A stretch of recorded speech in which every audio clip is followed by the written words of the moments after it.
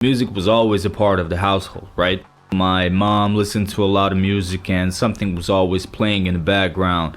But I fell in love with hip hop. And how that happened. One day my brother came back and he brought home with him 2 CDs. 2 bootleg CDs. One of Nelly and the other Dr. Dre's Chronic 2001 album. I knew there was something about that sound and about that music. It just left a permanent impression on me and I fell in love with hip hop.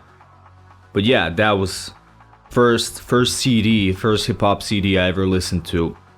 So it was my brother actually who was responsible. And what fascinated me about rap particularly is the lyricism.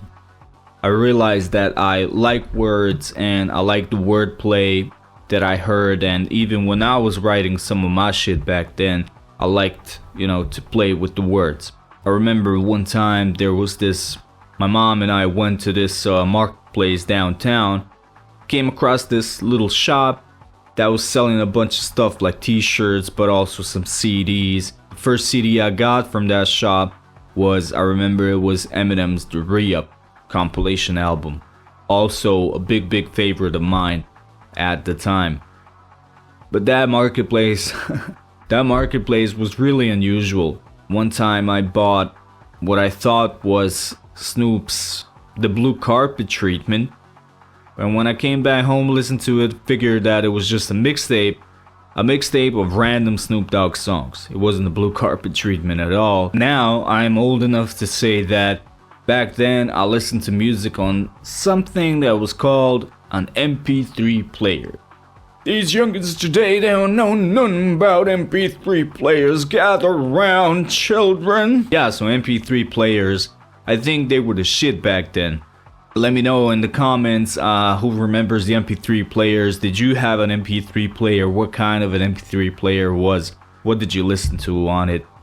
Later on, the MP3 player got upgraded to an MP4 player. I think it was called Zune. It was no iPod, and it sure as fuck didn't come close to it. But the iPod was too expensive, so I got the Zune instead. Those were the times when a lot of people were hanging out at my place and when we were recording a lot. One time when the homies came over and we recorded a song, we wanted to reduce the reverb in the vocal, right? So I jokingly told my friend, we can use a blanket. Why don't you put a blanket over yourself and record a vocal that way? And he fucking did it. He just took a, let me see if I got a blanket. He took a blanket and he literally like put it like this, and motherfucker was recording his vocal like this. So and I never gave up on music actually. Nowadays it's more accessible to a lot more people and you can learn a lot just from watching YouTube. Times have changed. No more MP3 players. A friend of mine's older brother was part of a hip hop group, Flow Motion, they called themselves. And they were one of the first local hip hop groups that I really enjoyed listening to, and I was inspired by them. I sort of started envisioning myself in their place as well, I started seeing myself on the stage, performing, rapping. I even did a little performance at the end of elementary school. It was prom, right? What prom is like. It was the end of school and I used the opportunity to perform a song of mine. Now I'm in a position where I'm in more of a, like a producer. I'm in more of a behind the scenes position, which I like. I really don't have any more aspirations to be a performer. As far as rapping goes, I might end up rapping again. That's yet to be seen and determined. Back in the day, when I was rapping, I didn't really give producing the shot.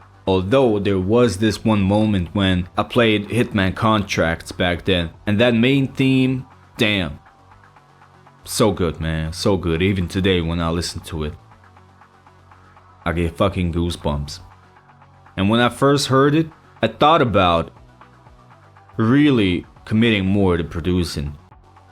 Thought came across, shit, I want to make something like this. For real, like electronic music, wasn't even hip hop. Later, after high school, I actually, I took a break from all of it. Didn't even think about either rapping or writing songs or making music. I took a break from it all. I was playing the guitar, but overall wasn't that interested. When I started writing songs again, I was in a bad place mentally at the time, and it reinvigorated me when I started making music.